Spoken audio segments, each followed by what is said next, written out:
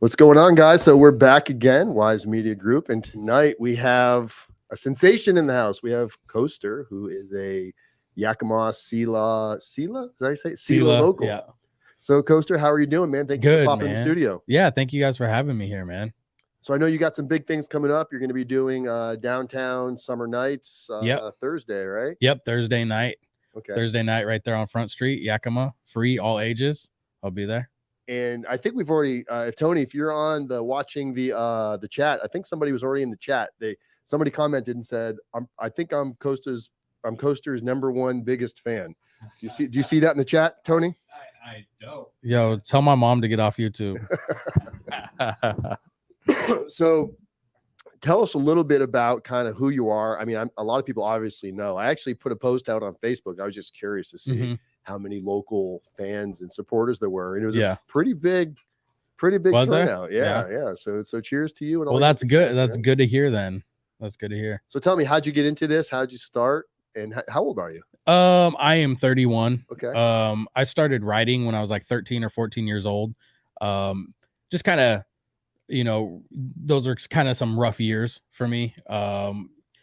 Just the whole, just going through, that age and going through school and kind of feeling a little different, kind of like an outcast. My parents splitting up, and it was really writing for me was just finding a way to vent and to deal with my own emotions. But ultimately I did start out like writing parodies and stuff too. Back then Weird Al was really big at the time. And it was something fun for me, but it was also just an outlet, to kind of escape,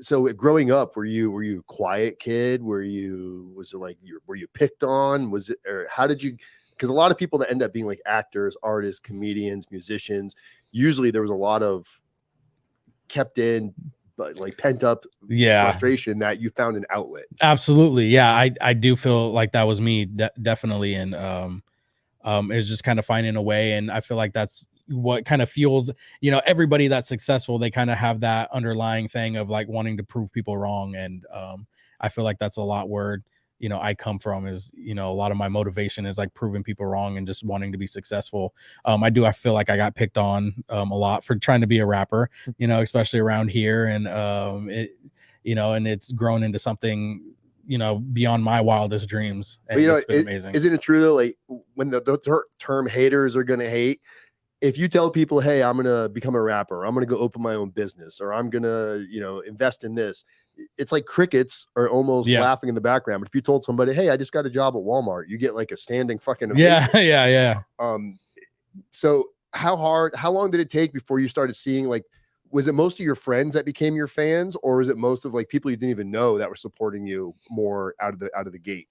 I want to say it took a while, and I didn't have a whole lot of friends, and I feel like I still don't have a whole lot of friends. And it's just, it was just kind of, I'm an introvert, at the end of the day, I'm just such an introvert, and I just didn't have a lot of friends, and I never had, and I was, we talk about this all the time. I get jealous, I try not to compare my journey to anybody else's, but the people that, are successful, like as far as like hip hop artists and everything, seeing that they have their group of friends around them that have helped them get to where they're at, or like they have a team around them that they travel with and stuff. And I never had that. Like, I had a couple close friends, especially that were like interested in music and stuff, but I never had that like backing of like all my friends or peers, and I feel like I really had to go out of town. And even nowadays, like this downtown summer nights is my only like hometown show all year. Sometimes I won't perform around here for like once every 2 years, and it's just one of those things where I just had to go on the road, and it was the strangers that I got the most support from, and I had to leave my hometown, and now I can come back and kind of share it a little bit. And I absolutely am blessed for my supporters that I have here, because now I have an absolutely overwhelming amount of support here in my hometown. And big shout out to the ones that have been writing for the past 10 years, been watching me grow, and been supporting my music.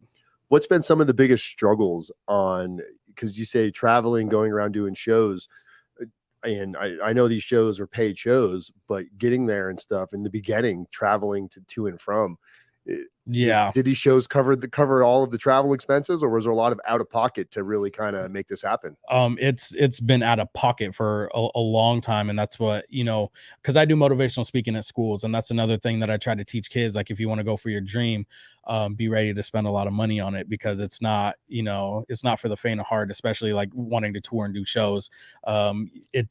It's a lot of, either paying out of pocket or breaking even, and I'm blessed to where I've gotten to, but you never, it doesn't matter like how big you get, you never stop investing in yourself. And that's another thing I try to preach: never stop investing in yourself. And even though I make more money now, it's just, whatever I'm doing or traveling to, there's just that much more money going back into it. So it's just, Takes a while. Yeah, to yeah, get yeah. where you want to go. Yeah. So creating how did you come up with the name Coaster? Was it like, where did this name come from? My grandma gave me the name. Okay. So I've had the name my whole life. And so it's just kind of a family name that I had my whole life. And we were just recently watching like our family home videos. Like, I have my whole like childhood on film. Crazy. But we were looking back, and even at like around 1 years old, I was, called Coaster for my family. So it doesn't have like, there's no specific meaning to the word, or not really, like origin of the name. Not really. Okay. Not really. Okay. So just Coaster. Yeah. It's funny, when I was trying to do because I was trying to do as much information or as much research as possible, and it said Coaster's real name unknown. I was like, wow, this guy's mysterious, like Batman. Does it say that? That's crazy. I apologize for those who have to listen to me cough, but no, you're good. You're good. So coming into this, so did you have any? Who was your inspiration? Is there any other rappers out there that inspired you to do this? Like their sound? Is there any that you like? Especially my last album, Wish Me Worries. I had a huge influence from Mac Miller. I was listening to a lot of Mac Miller during COVID and quarantine, and honestly, the album was supposed to start out as kind of a darker, depressing, kind of getting back more to my roots, because that's where I started and that's where I like kind of thrived in.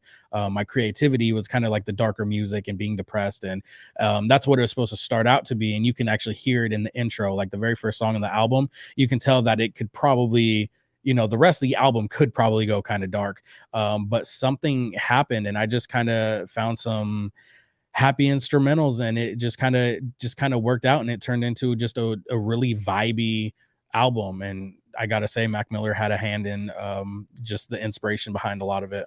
Oh, that's awesome, because he's definitely a dope singer. He's got it down for sure. Yeah. When you talk about your past, and you said there was a lot of like darkness and whatnot, so you've overcome some. When you talk about, was it alcohol? Was it drugs? Was it a combination of everything? I've done a little bit, and a lot of it was alcohol. I got in a really bad drinking and driving accident when I was 21. And here in Yakima on 16th Avenue, I actually crashed head on into a tree. I wasn't wearing a seatbelt. I was driving a 69 Chevy pickup, which you can still see in a couple of my music videos, driving slow. And don't tell me, my white pickup truck that I've kind of had, it used to be my dad's and it was in the family for a long time, but it saved my life. All steel truck saved my life. Woke up in the hospital. I was blacked out drunk, went to jail. I continued drinking for another year after that. And because of my drinking and breaking probation, I went back to jail a couple more times. So not only that, but even before that, just friends passing away, friends committing suicide, self-harm, just growing up, I imagine when you're going through these bouts of drinking and driving, and the recovery time from that too, like you have a weekend of just pounding everything you can find. Yeah. And then you want to go be creative and make music or go to a studio. There's probably dates you missed. There's days where you wanted to go do something and you didn't, just because you weren't feeling right. It's really hard to be an entrepreneur, or in your case, like trying to really make this happen for yourself, if you're drugging and drinking all the time. Yeah. And the best way that I explain it is, I was celebrating for no reason. I mean, I was 21 years old. That's when I put out my album Contagious, was actually on my 21st birthday. And it just got to the point where like we're literally drinking every day. And it's just, looking back on it, going to the store and buying half gallons every day. It's just obnoxious. I don't know how my body took that, how and I'm just kind of glad to get through that stage of my life. And, I've even, rest in peace to the friends that I, that have passed away, and even that circle of friends, from past 10 years that didn't make it out. And it's just, I'm just kind of glad to be where I'm at. Glad to be alive. Yeah, glad to be alive. But it got in the way. It absolutely got in the way. And that's just kind of what I had to pick. I had to either pick music and my dreams, or I had to pick my partying lifestyle. And partying just wasn't it. I was just dead on the inside, man. It's fun in the moment, and then the aftermath and the level of depression that kicks in. Yeah, I went through a bout myself. That's kind of why I'm talking about it. But mine didn't start till I turned 40. So yeah. I was a late bloomer in life. Yeah. And it really does. It kind of shuts down all of the motivational process. It's still there. You're just not able to tap into it because you're spending your time drinking, and then the time you're not drinking, you're recovering, and then there's no time to actually produce. Yeah, to get anything done. Yeah.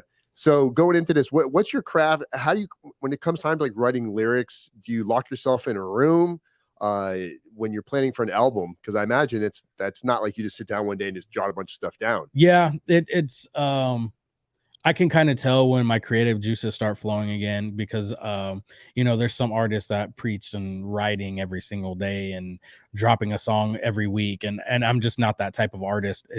I have to make music that just really means something to me, and I have to be really motivated to put it out. And I feel it because I start rhyming stuff in my head, and I know when it's kind of writing time, and I'm kind of in that era right now, and we've just been so busy lately that I haven't been able to really sit down. But I love to write by myself. Usually I lock myself in the office, and I'll go through instrumentals, and I'll usually write by myself. A lot of artists like want to collab with me and like collab in studio and stuff, and I like to write by myself. Have you done anything with anybody else? Like music wise, writing? Have you been on anybody else's where you came on as what's the term there? Like a feature? Yeah. I've collabed with a lot of artists. Big shout out to Marshall Hugh from Marshall Law Band. We got a song on the way. That's our newest, the newest thing from me. I haven't dropped anything since Wish Me Worries, so it's been a while. And Marshall is a huge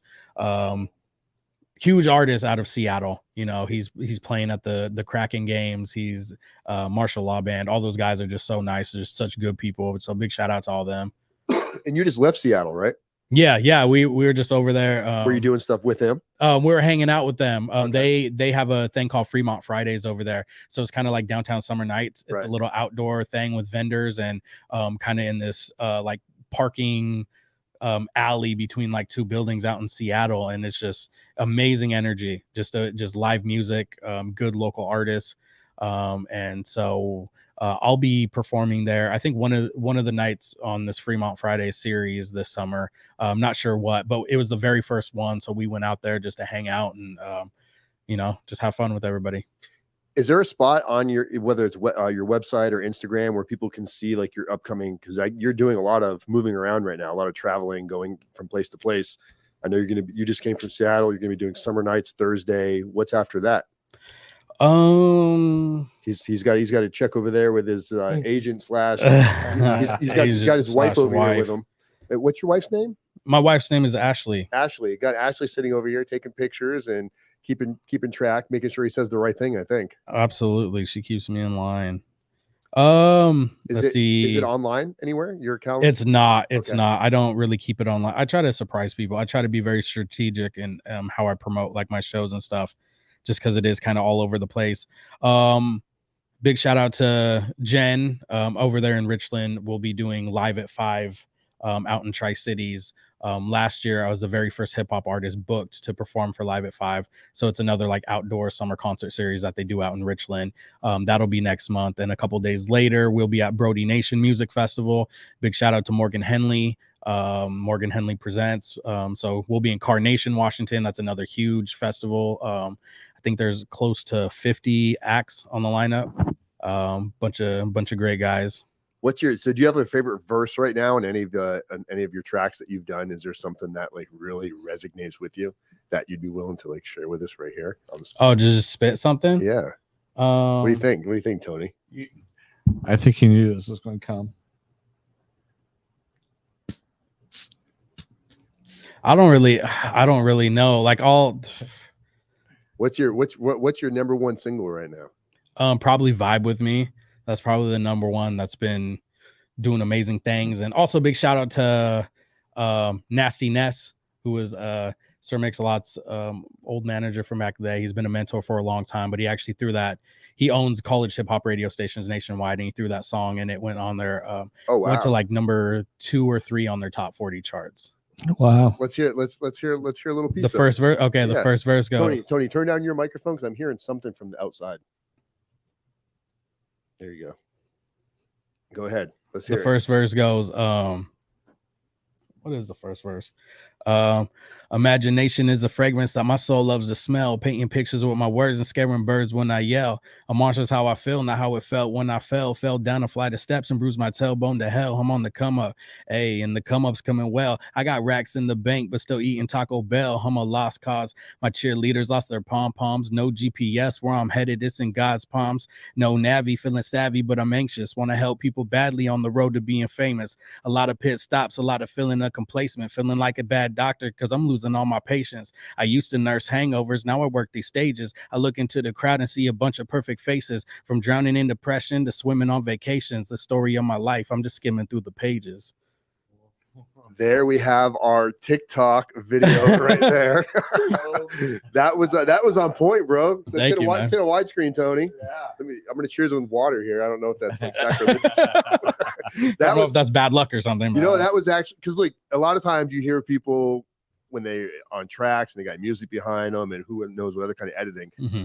And here you are in a studio with just a Shure microphone. That sounded really good. Thank you. So Thank yeah, you. we're gonna get some feedback on that. Thank you. Where do you see yourself going in like 5 years from now, or what do you want to be in 5 years, and what are you willing to do to make it happen?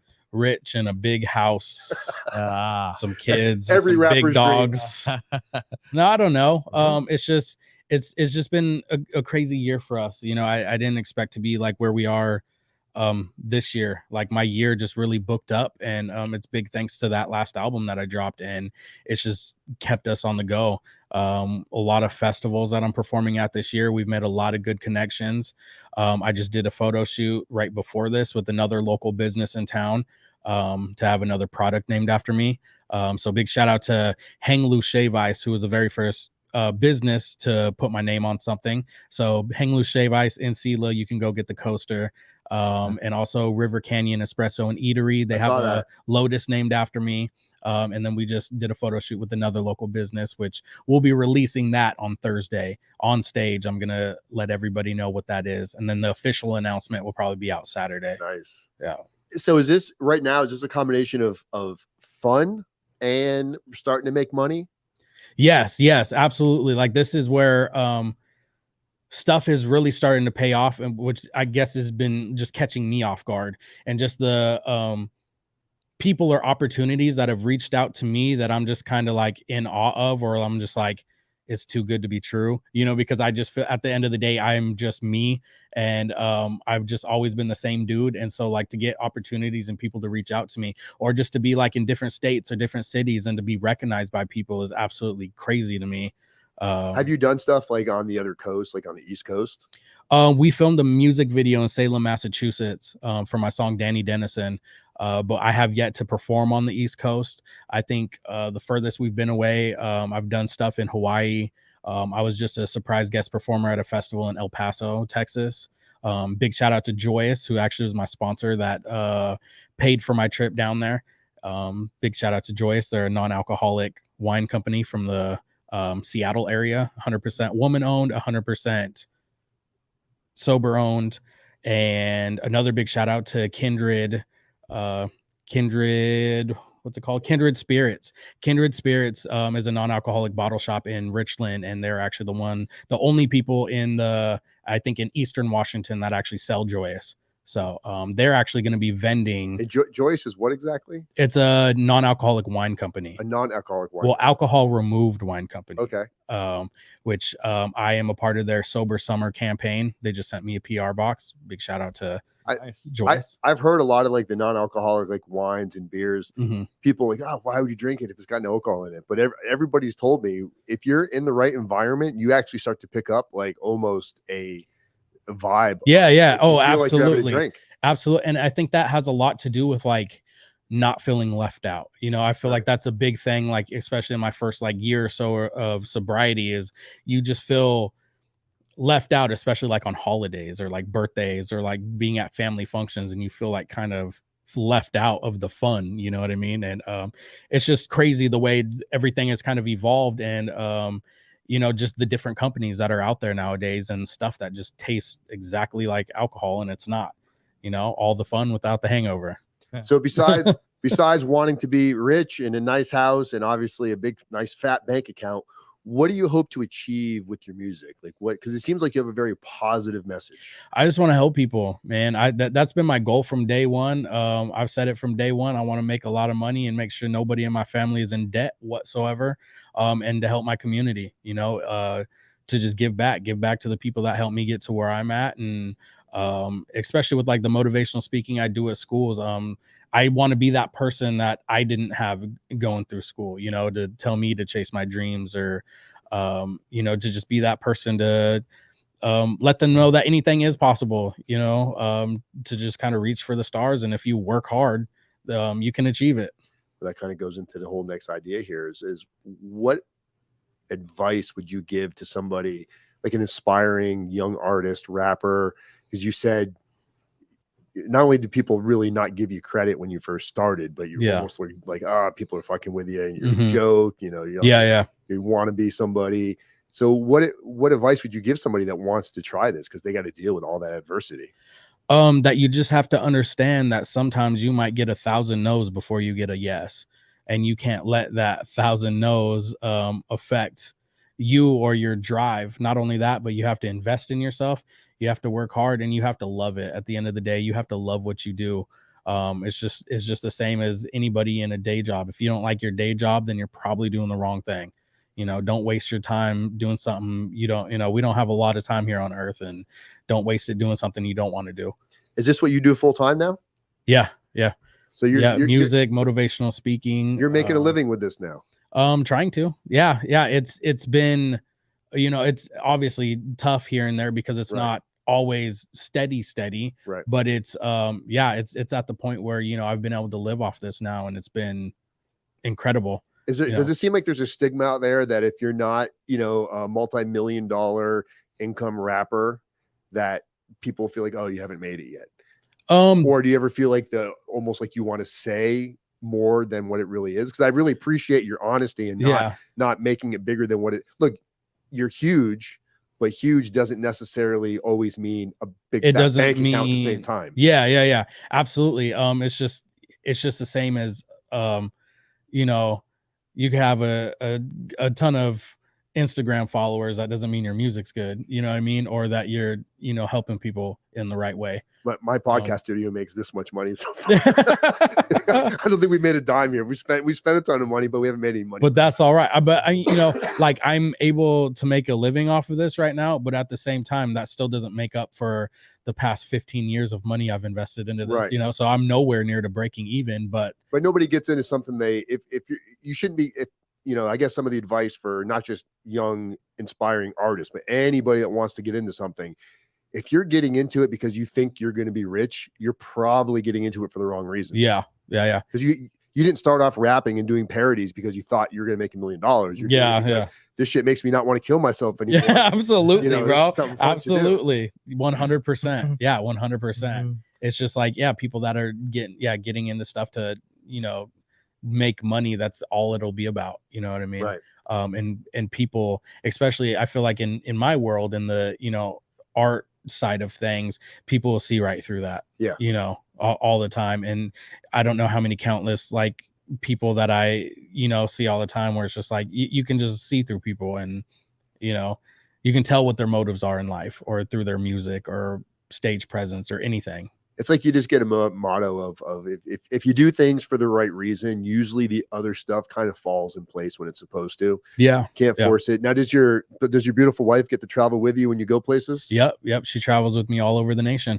She does all my videography, my photography. She runs my set. We get to go have fun. And man, we should give her the microphone and let her say something. Like she's saying no. She's like, no way. I just got I got the no look like I was married to it. Big shout out to Across the Street in Portland. That was probably the last interview I did, and they just swung the camera on her and just put a mic in her face. I thought about caught her off guard. Because we've got a wireless mic right there. We could hand her the microphone. Do you want to jump on? No. Next time. She's more behind the camera. She's an introvert. But she absolutely looks stunning though. Thank you. Yeah. He came in here. I got to tell you. So honestly, I don't know that much about you being from Florida. Came in as we asked, oh, she's my roommate. And you know, this whole joke. We're like, and then Tony, my partner, asks, so are you guys like together? Well, you know, the roommate situation works. We shower together occasionally. I'm just thinking he's got like this rapper lifestyle roommate. So I'm thinking, oh, this is gonna be a fun interview. He's like, no, we're married. Yeah. So you guys been married for how long? What is it? Almost 7 months. We got married last October. Last October? Yeah. And you've been excuse me, you've been together how long? Like 6 years before that, right? Okay. Ish. Yeah.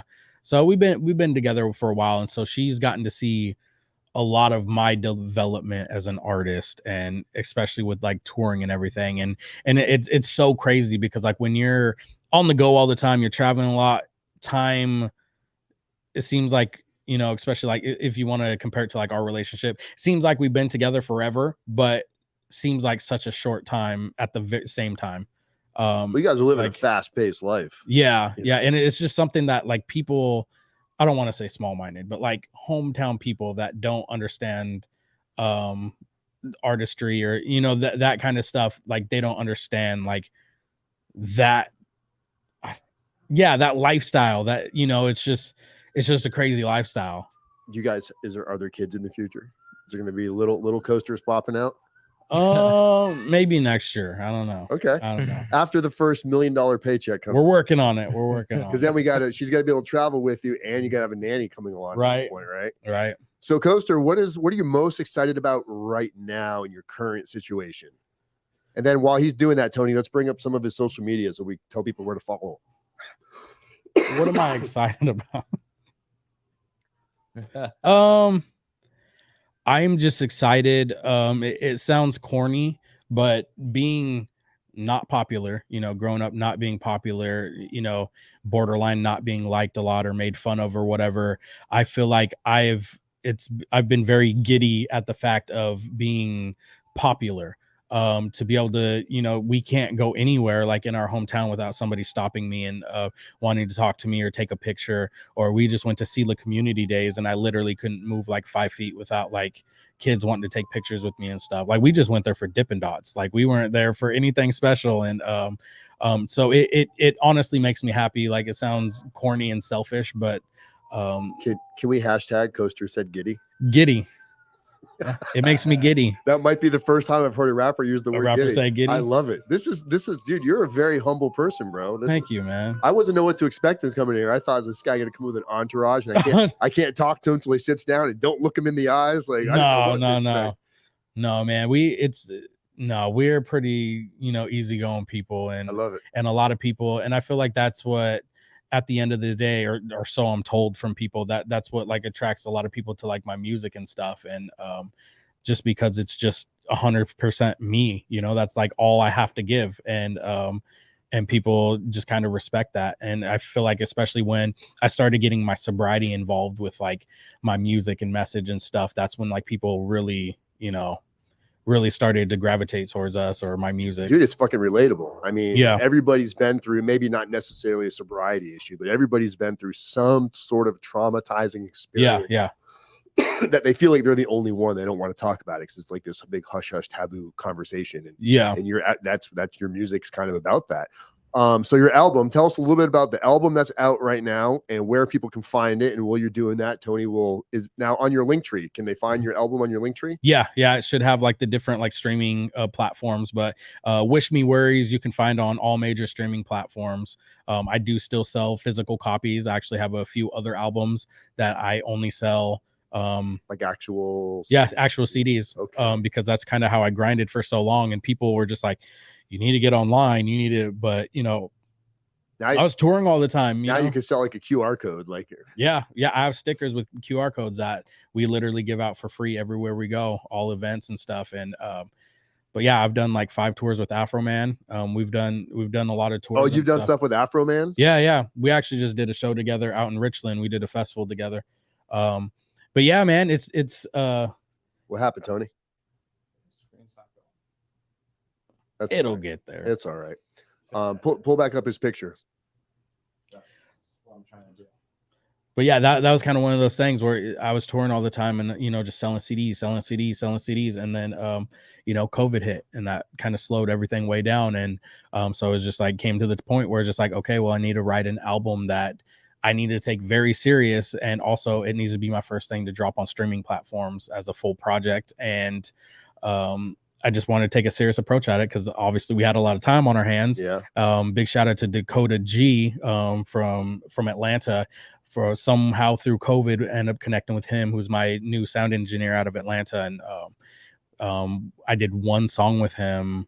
I know we did the Santa Claus song, but I feel like Vibe With Me was the very first song we did. And then getting it back and me just sounding the most professional I've ever sounded, I was just like, bro, we got to do an album together. Like we have to do a whole album. And he's like, yeah, I'm down, man. And so that's how Wish Me Worries came about. Where do you do your recording out of? Do you do it out of like a home studio? Do you go out to a studio? Yeah, home studios mostly. Yeah, home studios. It's just crazy how, because when I first started doing music, I was at my grandma's, like your head shoved in a closet with some like stuffed with pillows. Oh, even where I was recording off of a tape recorder. It was in my grandma's spare bedroom. I still remember this. She probably still has all the stuff. I know she still has the computer desk that I get when she passes away, because that's where she has a sticky note on it. Aww. Like Coaster gets this when I pass away. But like I started out with a tape recorder. I think I would play the beat like off the computer, and there was a mic that plugged into the tape recorder, and I recorded my like vocals through that, and then recorded the beat through the microphone. And then I plugged like the microphone into the computer and then played it back on the tape recorder to record it back into the computer. I don't know. I didn't know what I was doing. It's fucking crazy. I didn't know what I was doing. Technology has come to like what you can do now with just a Mac or an iPad. Yeah. Now these 13-year-olds can drop albums just by using their iPhone. Like it's every time I need to figure out how to do something with editing, that's what I watch a 13-year-old's YouTube video. And I'm like, God, right. Look at this little Einstein. He has no idea how smart he is.